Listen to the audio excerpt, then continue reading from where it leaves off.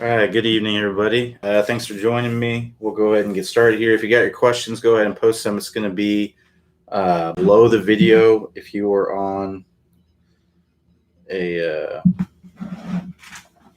mobile device, smaller screen like a mobile device. If you're on a larger screen, desktop or something like that, it's going to be to the right of the video.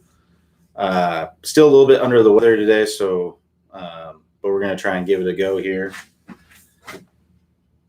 But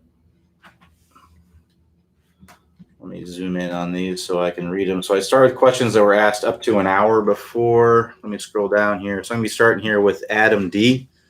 So if you happen to post your questions, I know it's been a little while since we've had office hours, but if you posted your question like a long while back, just copy and paste your question in here. The reason why I do that is I want to try to answer questions for people who I think are here waiting to see their question get answered. So, but anyway, let's get started here. Got my phone on Do Not Disturb, or I thought I did. Let me try that again.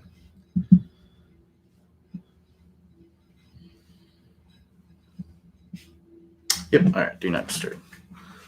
All right. So, like I said, I'll be starting here with Adam D. So, Adam D says, "Hi Q. Do you recommend trying to keep your shoulders closed on the downswing in order to allow the hands time to drop and help shallow the club?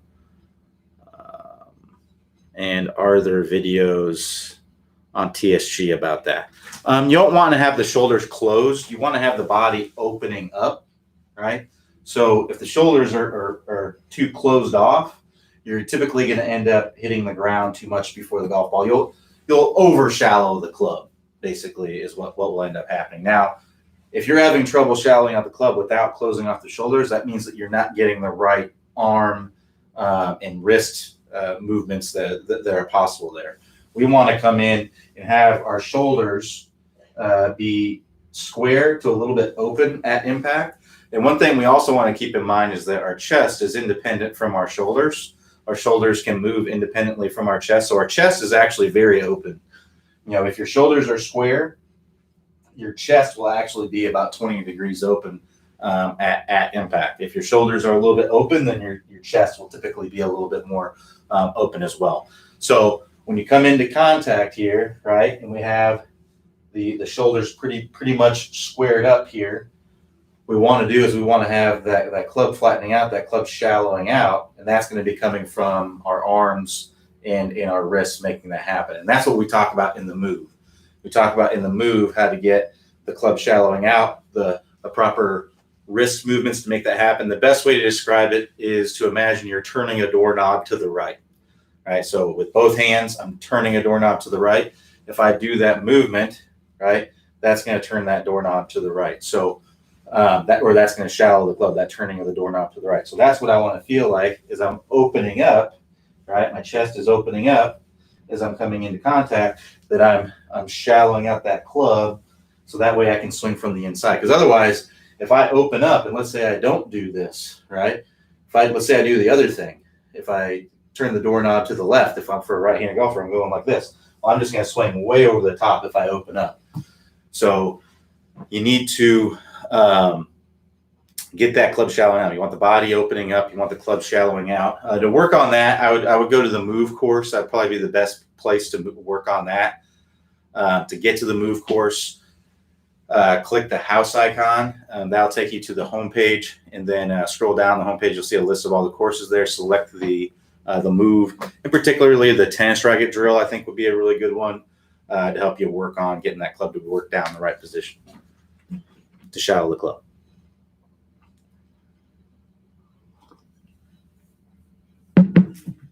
So Elizabeth S says, "Hi Q, glad you're feeling better." Thanks, Elizabeth.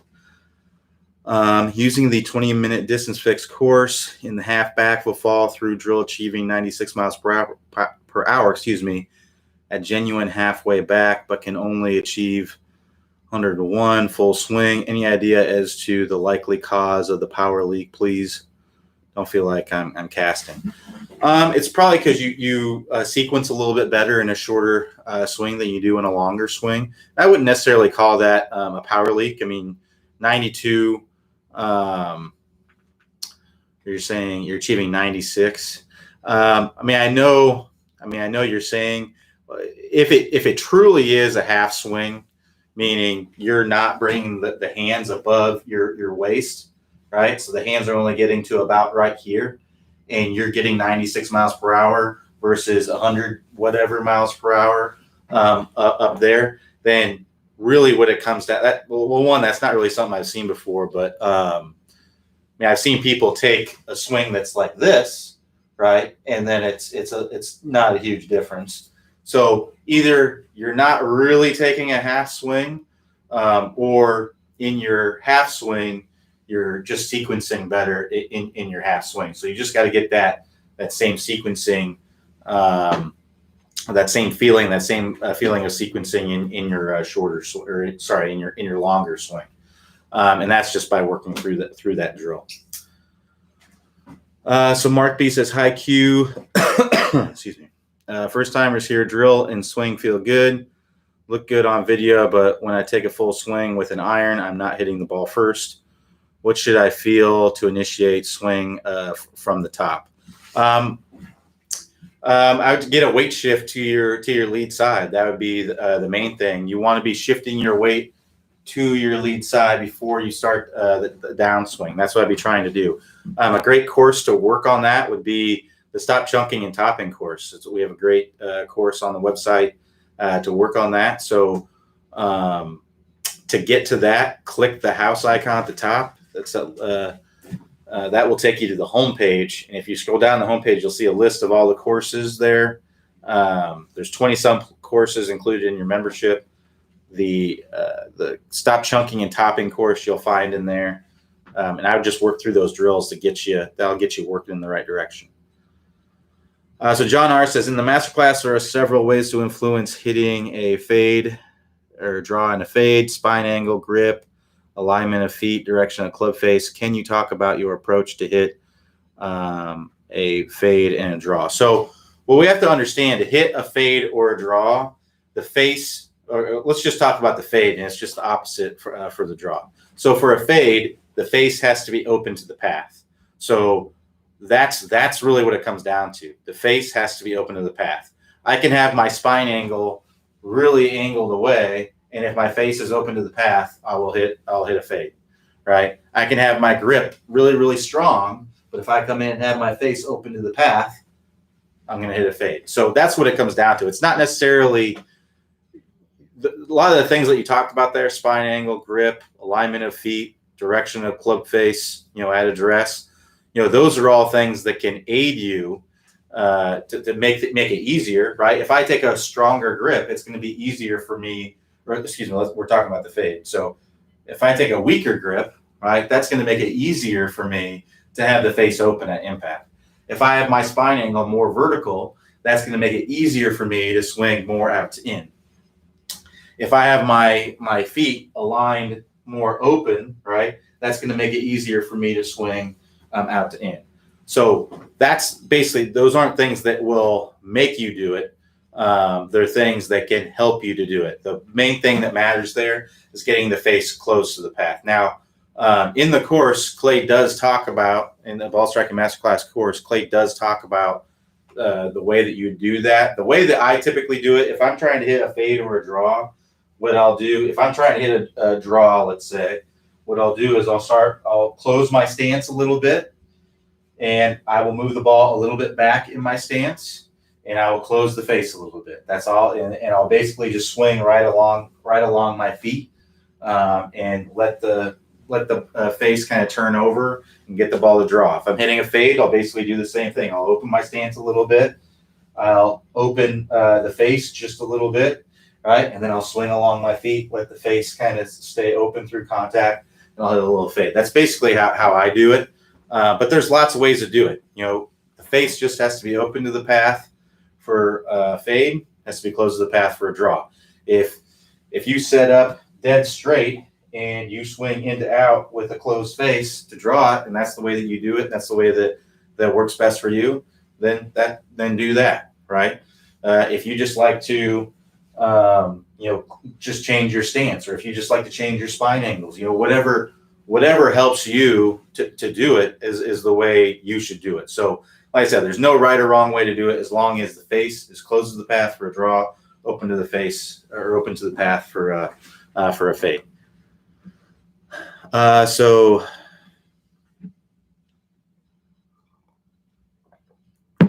Michael M says, hi Q, when I use a strong grip with my driver, I hit the ball straight, but with my other club, I'm definitely hitting too much of a draw and sometimes hook. Should I weaken the grip for these other clubs? Sure, why not? Frank R says, I'm currently in level 1 of the stable fluid spine course. I'm still hitting, I think he's saying hitting it fat. I haven't gotten my 1,000 reps in, so I have only hit a few balls. I'm not swaying in the backswing, but don't think I am turning back and through the shot and the downswing, follow through any drills for this. Yeah, I talked about the stop chunking and topping course. I would do some work through the drills in there. Usually if you're hitting the ball fat, it's either from not loading up soon enough or at all, and not getting to your lead side soon enough or at all. That's basically what it comes down to. So what we want to do in the swing is we want to load up. And when I say load up, I mean you want to shift your weight to your trail side too. So initially, right away in the backswing, we want to get weight shifting to the trail side as we're loading up. And then as we get to the top of the swing, we want to start getting to the lead side. So what I see a lot of people do is they don't load up soon enough. They start swinging the club back, and then they get loaded up at the top, and then they start throwing the club, and then they get what I would call a false weight shift, which is a weight shift that just comes from the arms and the club swinging in front of the body. So that would look something like this when I'm loading up to the top, and then like that kind of looks normal, but the reality is that I got loaded up all the way up here at the top.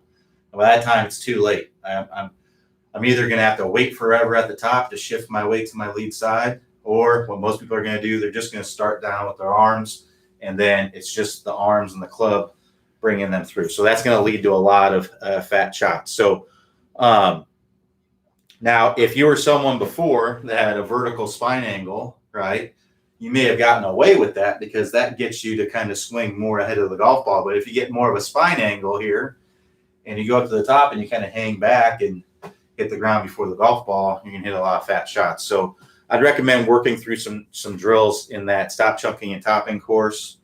They're going to get you to be loading up sooner in the swing, and also get that weight shift to the lead side. So that's what I'd recommend doing. So to get to that stop chunking and topping course, click the house icon. That'll take you to the home page, and then scroll down the home page. You'll see a list of all the courses there. Select the stop chunking and topping course. So Tom F says, several holes require a fade at my course. Any help getting a fade? Yeah. So what I'd recommend doing is understanding what exactly makes the ball fade. So we talked about this a little bit earlier, but what makes the ball fade is the club face being open to the club path, right? So what that means is the direction the club face is pointing at impact being open to the direction the club head is moving through impact. So let's imagine it this way.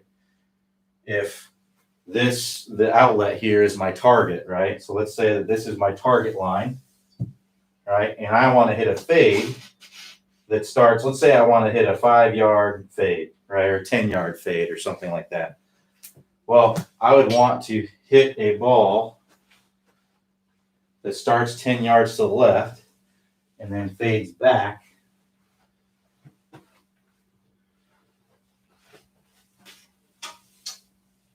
All right, so basically what I have going on here is the putter here on the ground, that's going to be the path of my club, right? And I'm exaggerating. This is more than, this would be way more than it. This would be a huge slice. But I'm just exaggerating so you guys can see what's going on. So this is the target line. This driver shaft here, this is the direction my club face is pointing at impact. And then this putter shaft here is the direction my club head is moving through impact. So my face is actually close to my target line, but open to my path. That's what gets a little bit confusing to people. So in order to get the ball to start left, as a right-handed golfer, the face has to be pointed to the left of the target. Otherwise, it won't start left. So to get the ball to start left of the target, you have to have the face closed. But in order to get it to curve back to the target, you have to have your path even more to the left than that. So if you were to break this down into degrees, let's do it this way. I think it'd be easier to think about it in yardage, right? So if I'm trying to hit a 10-yard fade, right? Well, my face needs to be pointed 10 yards to the left of the target at impact, and my club path needs to be moving in a direction that's 20 yards left of the target to get it to curve back. So ways to be able to do that, and we talked about this a little bit earlier, but ways to be able to do that, the way I typically hit a fade would be to open up my stance a little bit. That's going to help me to swing more to the left, right, to get that club to swing more, 20 yards left of my target line. And I would also open the face a little bit. That will help me to get that ball to start to the left and curve to the right. So that's the way that I typically do it. Open the stance, open the face a little bit, curve it. Playing the ball a little bit more forward in your stance can help you to. The ball's already quite a bit forward in your stance for a driver, so you may not need to. But yeah, that will help you to hit a fade. Hitting the ball off the heel just a little bit, or favoring the heel side of the club. Now, you don't want to come in and hit it way in the heel. That's going to take away a lot of your distance. But if you're trying to hit a 10-yard fade and you hit it off the toe, you may not hit a fade at all because of something called gear effect. When you hit the ball on the toe, the face will twist open a little bit, and the ball will tend to either draw more or fade less. So depending on how far you hit off the toe and how much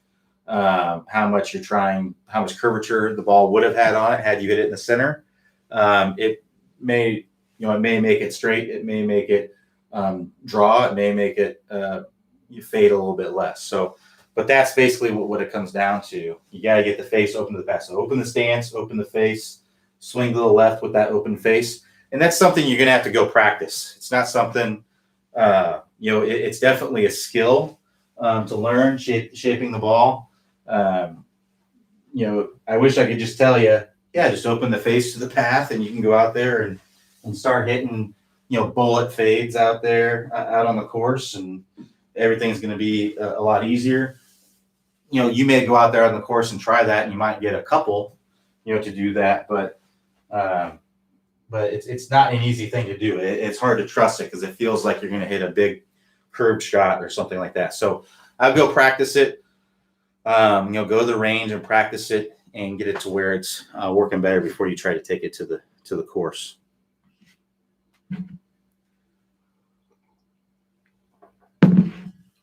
So Ed D says, could you please demo and talk about the timing of spine moving from flexion extension on the downswing and keeping that good left arm extension through the straight line release? Good drills to do. I'm getting pretty good shaft lean, both hands and even right wrist ahead of ball at impact, but flipping over a foot or so after impact.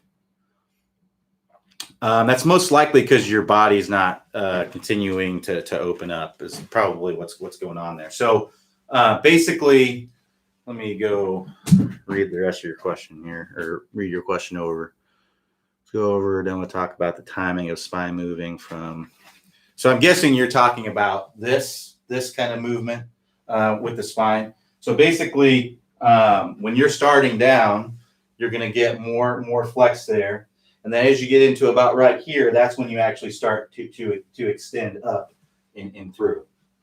So if you're extending early, right, what I see a lot of times is that we start kind of tucking under early, right? That's gonna cause you to release the club earlier. So I would just try to stay in it longer and then extend up and through and feel like those arms are really, really long as you're coming through there. As far as drills to work on that, I would look for I would just search hips on the website. There's lots of drills on there for getting the hips open. That's mainly what it comes down to, is if you're getting things that are breaking down, it's because the body is slowing down.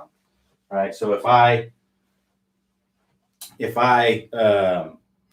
start swinging this club with my arm, right, and then I stop my arm, what is this club going to want to do? It's going to do that. So that's the same thing that's happening. If you're coming in and you stop the hips, well, the club's going to flip through, right? So in order to keep this club, basically, in order to keep the hands moving, to keep the hands from slowing down, you have to keep the hips moving through impact to get everything to stay long through impact. So I would basically look at any drill on the website to help you to get your hips open. So you can search the website for hips, click the, or if you go to the top of the screen there in the top right-hand corner, there's a little search box there. Just search hips. There's probably 100 videos on the website about the hips with drills on how to get the hips open. So that's what I'd recommend looking at, is getting those hips to open up, so that way you can keep everything moving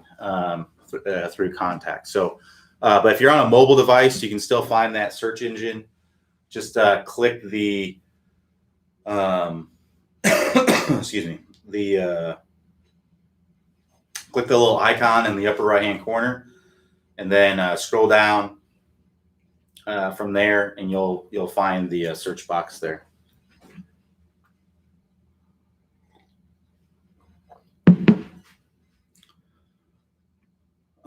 So Mark S says, how do I improve my sequence? Cave S says the hips fire first, but my arms are second and shoulders third.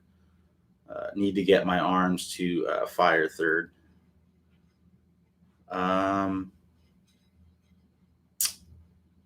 No, I mean, it sounds like you have the right sequence.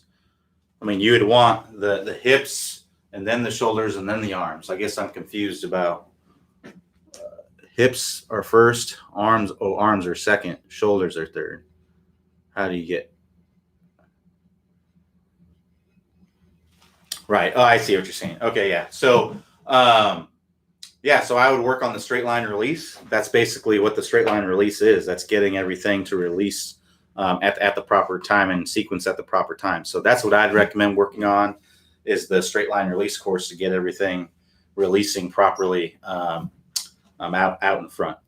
So to get to the straight line release course, click the house icon. That'll take you to the home page. Scroll down the home page, you'll see a list of all the courses there.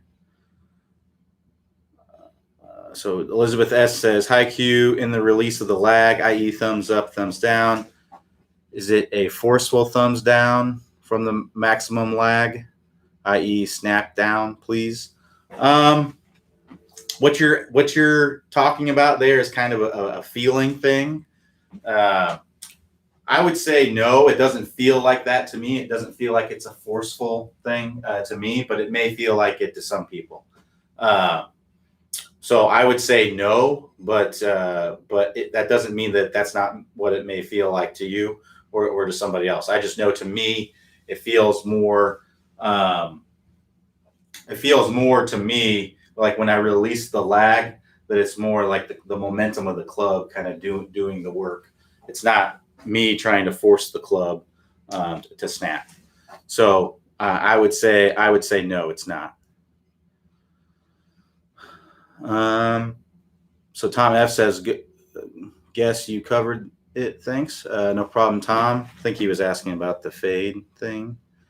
So John C says, how does the swing from the fairway differ from the swing from the deep rough? The main difference is that if you're in the deep rough and you have a bad lie, you may need to come down a little bit steeper. So, in the fairway, you can come in nice and shallow, and that'd be ideal. That's going to allow you to be very, very consistent. So this club is coming in nice and shallow to the turf. You're just taking that a divot, that top layer of turf off, like a razor blade, like a scalpel, just surgeon trying to get that top layer of turf off. And that's what you look at when you look at tour players hitting out of the fairway. Just seems they shave that top layer of turf off, right? You see that thin divot just kind of fly through the air. Well, in the rough, you can't really do that, or if you're in some deep rough, because the grass is in the way. Your club's just gonna get all filled up and eaten up by the grass if you do that. So usually, depending on how deep it is, But basically what you need to do is you need to put the ball a little bit further back in your stance and then actually kind of swing a little bit more steeply into the golf ball. So you're familiar with what the compression line is on the website. For those of you who aren't familiar with it, the compression line is the line that goes from the lead ankle, lead hip, and lead shoulder at impact. So that would be this line right there, right? So here I am at impact. So this would be at impact with an iron. This would be, what I would want to look like, right? With an iron out of the fairway.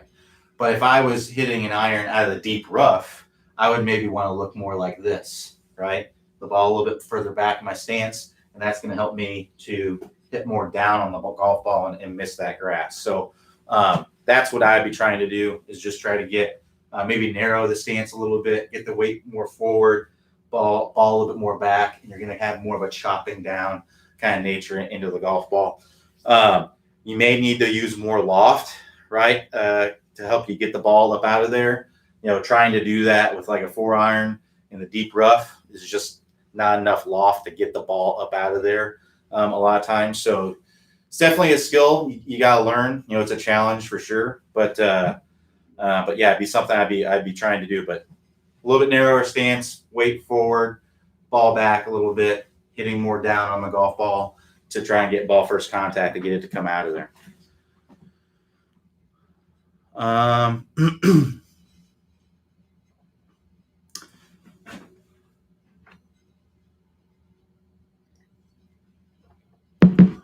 So Richard H says, you had discussed an aid using a swing noodle and an alignment stick to help get the downswing in the slot. Can you explain where it needs to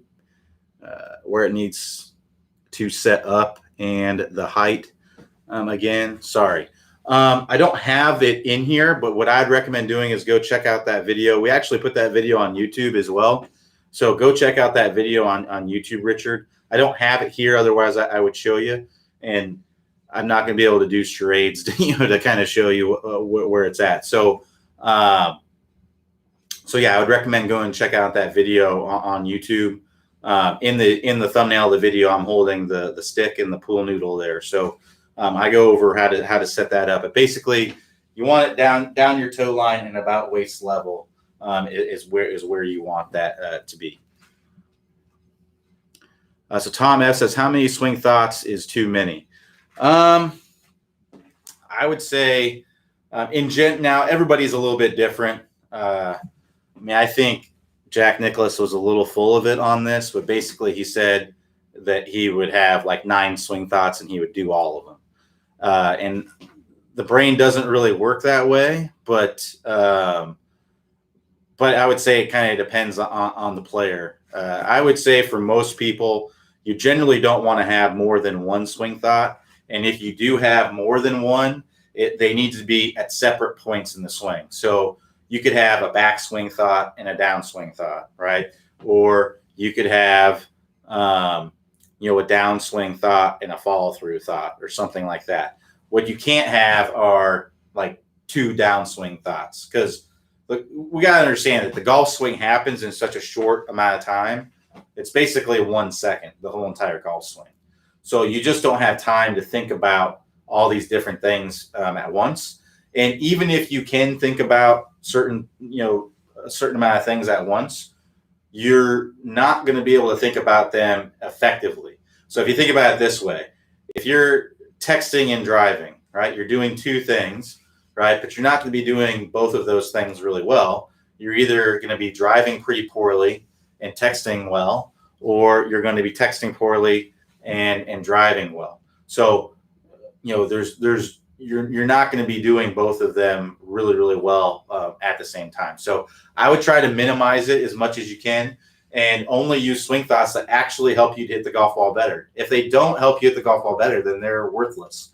They're not good to have. Now, if you're working on something in your swing and you're practicing, that's one thing. But if you're out there trying to play for the best score possible, it is pointless to think about something that doesn't help you hit the golf ball better. So that's what I would recommend.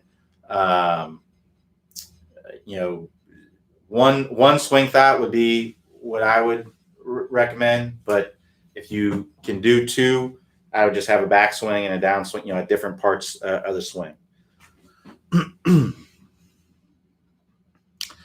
So Richard S. says, do you recommend having a putter fitting? Yeah. So EV says, is there a breathing technique when hitting driver or uptowns? I don't know what uptowns is. Hold breath during impact, then release. I'll be honest with you. I'm not really sure. I haven't really looked into that breathing stuff. I'll tell you right now, I do not think about the way that I'm breathing when I'm hitting shots. I just breathe and hit shots. So, yeah, I would say no, but I know that there are some people that are into the whole breathing thing, and if it helps you, then great, it helps you. But it's not something that I've ever messed with, and I do not believe that it's something that's gonna keep you from playing good golf. Just breathe and swing the club.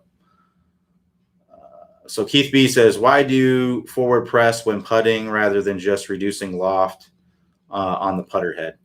That's a good question. I don't know.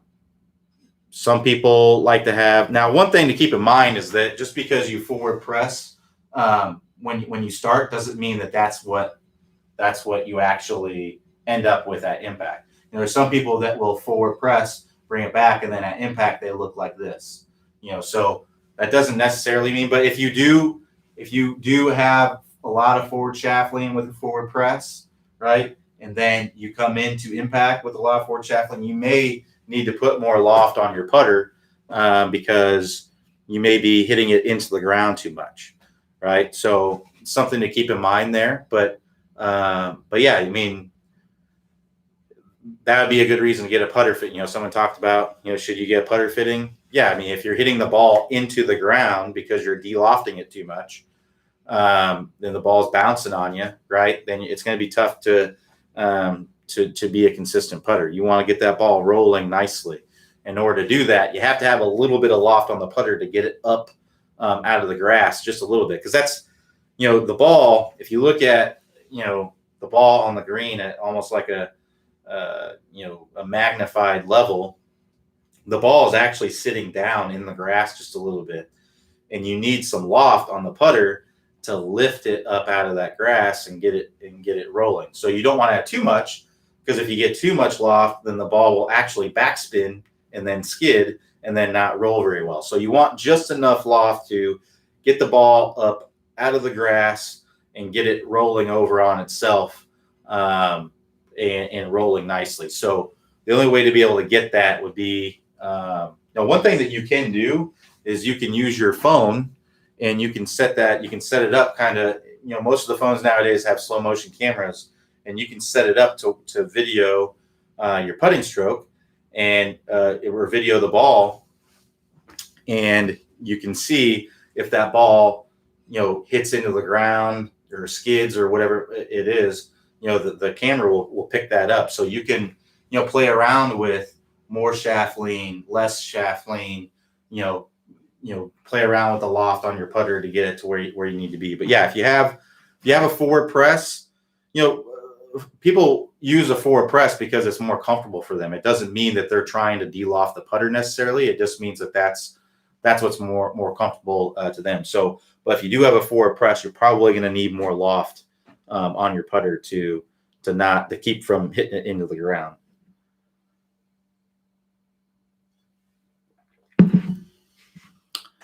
So Sheldon M says, I lift my left quite a bit on my backswing. Is this advisable? If not only to break the habit. So I'm assuming you're talking about your heel, and it's completely fine to lift up your left heel. Christopher R says, what is the proper shoulder rotation? We like to see you get about a 90-degree shoulder turn. That's what we talk about in the power turn course. If you can get a little bit more than that, then that's great. But if you can get to a 90-degree shoulder turn, you're not going to be leaving much distance out there on the table. The average on tour is about 120 degrees. 50 degrees comes from the hips turning. Another 50 degrees comes from the rib cage turning from the hips, and then the remaining 20 degrees comes from the protraction, retraction of the shoulders there. So, but yeah, the power turn course is going to be where you learn about getting the proper shoulder rotation. So to get to that course, click the instruction tab, then click the Tassobi Golf System, then click the power turn course and get started on the drills. So Sheldon M says left heel. Yep, left heel coming up is just fine. Yeah. Richard H says, thanks, Q. I will, no problem. Jeffrey M says, and the upper body moves downward to be, if the upper body moves downward to begin the downswing, then in order to not hit it fat, must have forward shaft lean.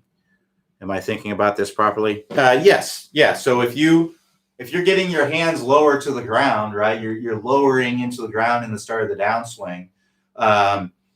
If you still release the club early, then you're just going to release the club into the ground, right? If you come up high, you can release the club early and, brush the ground. But if you are getting down lower to the ground, you have to get shaft lean and release the club more out front. Those are what are called matchups, right? So there's things that match up in the golf swing. So if I was someone who stood up, right, who stood up, got high hands as I was coming through, well, I wouldn't be able to get forward shaft lean because if I did, my club's going to be a foot above the ground, right? Whereas if I do stand up, I have to, in order to have a functional impact, I have to kind of release the club early to get to the golf ball. And then vice versa, if I'm someone who gets down lower to the ground and I release the club early, well, I'm going to hit the ground way before the golf ball. I need to release the club more out in front so that I can hit the ground about where the golf ball is.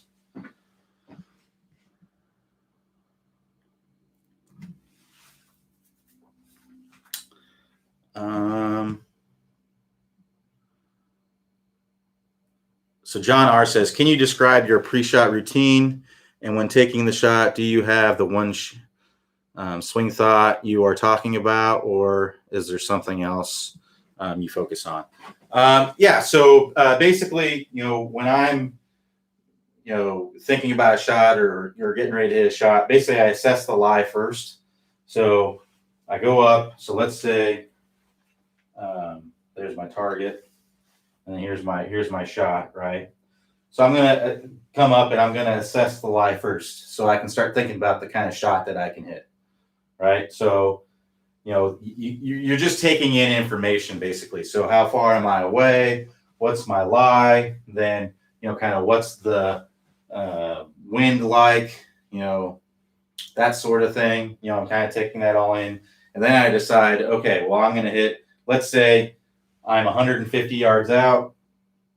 I have I'm in the rough, but it's an easy lie. I can just hit a normal shot. I don't have to. It's a good lie in the rough.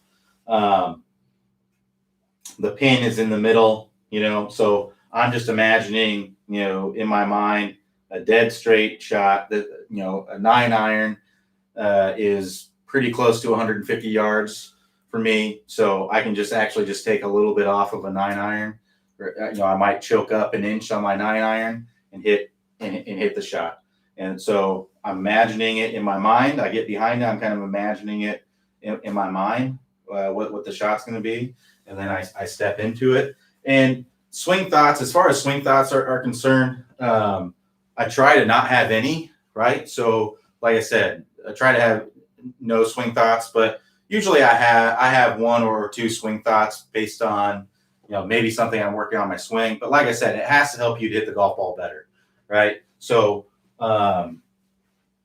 right now I'm working on basically trying to get the club more in a position like this at the top. I'm just a hair across the line at the top, and it makes me come down just a little bit steep starting down. So I'm really focusing on getting that club to be almost like John Rahm at the top, kind of being really, really laid off. That's what it feels like for me. So I might take a couple practice repetitions, a couple practice swings where I'm focusing on getting that club to be in that position at the top. And then I'm just stepping into the ball, and I might do, a couple where I'm standing there, and then I'll just let it go. So that's basically the pre-shot routine. You don't want to sit there and have 50 swing thoughts standing over the ball. You want to see the shot in your mind. You want to visualize it, And then basically you're just trying to make that visualization happen, right? And you want to have, one or two swing thoughts at most in your swing, right? So if you have more than that, it's going to be, if you're having two swing thoughts at the same time, that's going to be difficult too. So I recommend one or two swing thoughts max. Really visualize what's going on. Maybe I'm on the tee box now, right? And I got I'm on the first hole at our course. We got out of bounds left. There's a bunker off to the right. So basically, the shot for this hole is basically to aim at the bunkers and kind of draw it off the bunkers. So that's what I'm looking at. I'm seeing that in my mind. And I might take a couple practice swings where I'm visualizing kind of a draw, and then once I feel like I've made that draw swing, I'm going to step into it, right? I'm going to get basically lined up where I need to be, and I'm going to take a look and kind of visualize it, and then I'm going to let it go. So that's basically the process that you want to have. I will tell you right now, I play some public courses and things like that, or just whenever I see people out there, and if I see someone standing over a ball and just kind of standing dead still and just kind of, or just doing a lot of this, just looking down, they're down there for 10 seconds, you can just tell the gears are grinding. I can tell you right now, the result of the golf shot is not going to be good. So it doesn't do you any good to overthink things. So just don't. I would just, if anything, underthink it. I would just try to think about what you're trying to do, the shot that you're trying to make, the movie, and then just try to make the movie happen. And that's how I would recommend working through it. I bet you imagine it's probably going to be a lot more fun, and you probably play a lot better golf if you go about it that way.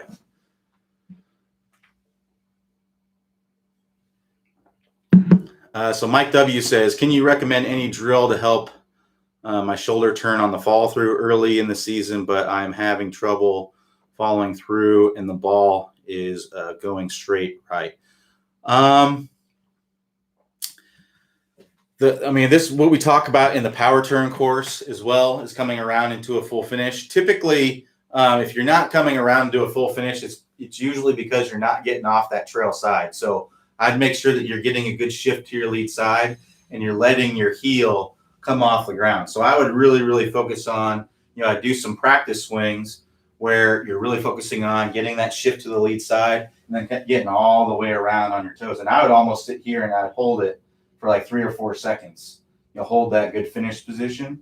And I just do several of those, and that's going to help you to come all the way around. You want to be all the way up on your toes here on your right foot. Typically, when I see people not finishing their swing, right, they're kind of coming through like this, it's because they're keeping that heel on the ground. You got to let that heel unweight that foot. Get that weight shift to the lead side, unweight this trail foot, let it roll all the way up, hold this finish, and try that a few times before you hit one and see if it helps. So Tommy Hero O says, how can I correct an overswing? An overswing is typically going to come from bending of the arms too much, right? So, and or spine angle too much, right? So what I would recommend doing is, one, make sure that you're maintaining your spine angle and you're not angling toward the target, because you can swing longer if you imagine here's my swing, right? And then I can probably go a little bit longer if I angle toward the target. Now, I haven't turned my shoulders more. I've just angled my body toward the target. So I would consider that overswinging. And then I can also get the club to go a little bit longer. So if I kind of go like this, I can get that would be an overswing, something like that. So I'm really bending my arms and leaning toward the target. So I would try to feel like you're staying angled away, and that's going to be angled away with your body. That's going to be the stable fluid spine course. And then try to feel like you're keeping your hands in front of your chest, right? And I'm trying to keep my hands in front of my chest and out as far away from my chest as I can. So that would be basically going like this, right? So see how I'm keeping my hands out away from my body here. So one thing you can do is kind of put your hands together and really feel your hands stay out away from your chest and in front of your chest there. And that's going to help you to get a nice big shoulder turn and not go too long. If I go like that, that's when I'm going to get in trouble. So once you get more comfortable with that, then I would take the club and basically do the same thing, right? So nice and angled away with the spine, and the hands in front, keeping the hands in front of the chest there. That's going to put you in a nice, powerful position.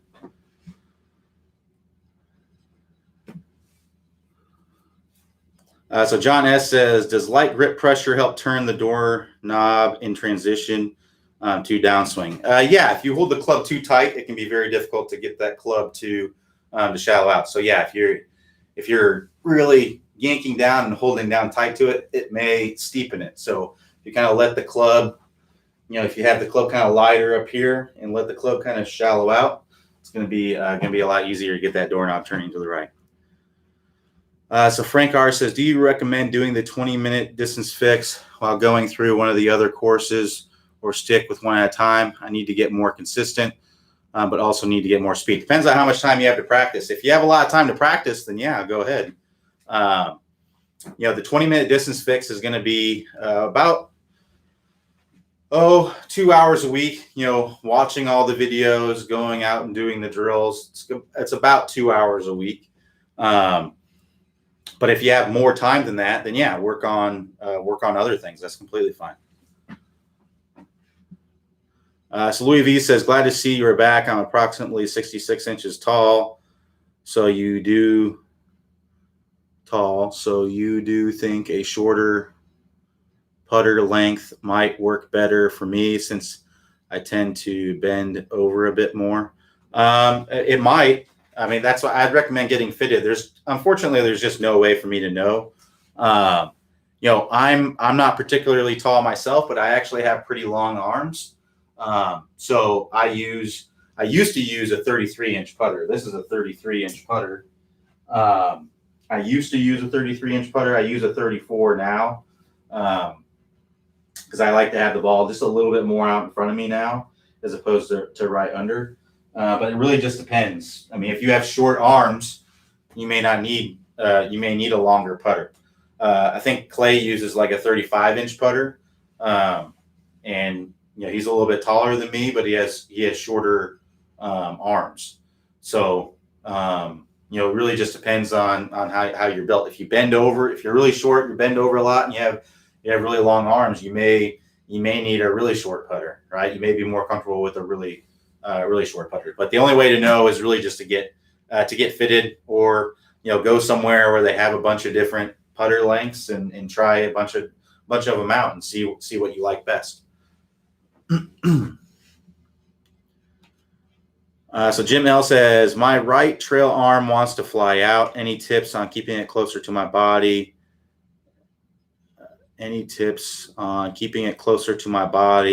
And elbow aiming down?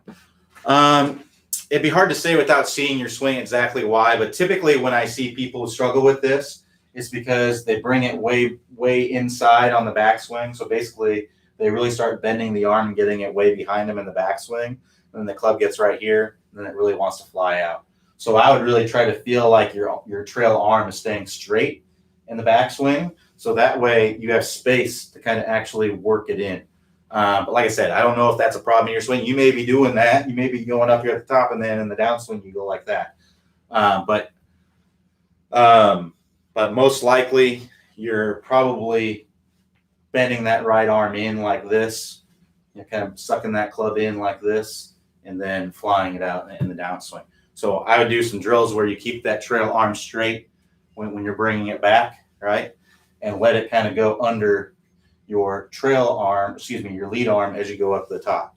So if you see here, I'm bringing this club up. I'm bringing the club outside my hands, or pretty much in line with my hands here. My trail arm is staying fairly straight. And then as I get up to the top, I'm going to try and get my trail arm more underneath my lead arm. That's going to get that club in a better position at the top and allow me to work that club underneath. If I suck it inside like this, I'm going to have a hard time getting it to work in the right position in the start of the downswing. All right, so we got about 10 minutes left. If we got any more questions, if not, we'll go ahead and wrap it up there.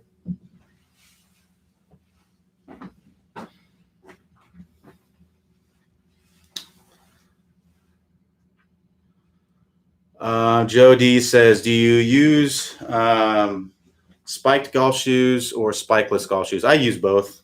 I've used both. I prefer to play with like the soft spike golf shoes. Because some of the spikeless ones, I mean, they're spikeless, but they still like these are spikeless, but they're pretty grippy. These are actually pretty good. I have another pair of like Adidas ones that they're just not real grippy. They're really comfortable, but they're not real. They don't really grip that well. So I prefer to play with ones that have a little bit more grip in them. But as far as comfort wise, usually the spikeless ones are a little bit more comfortable.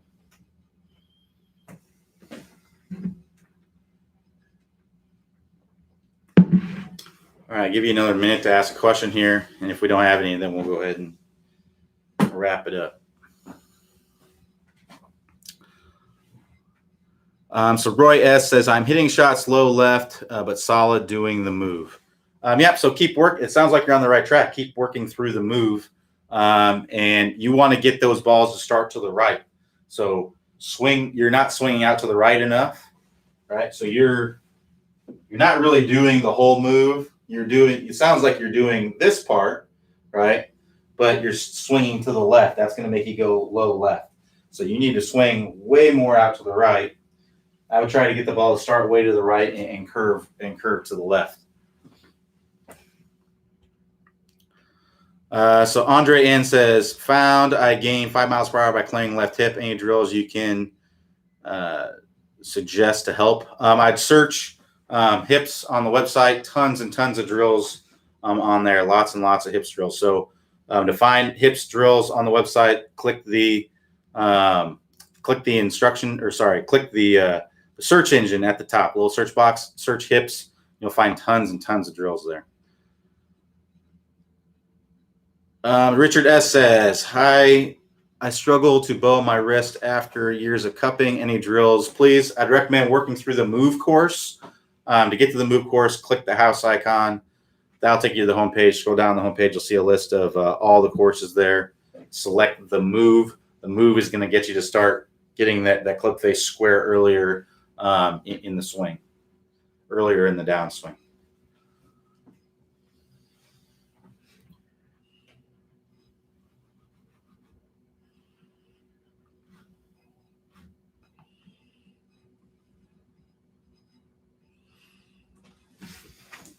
All right. Well, thanks everybody for joining me today. We'll go ahead and wrap it up there. I'll be here, planning on being here tomorrow, as long as there's not any setbacks or anything like that. So tomorrow morning, 11 a.m. Eastern time. Everybody have a good rest of your day, and I will talk to y'all next time.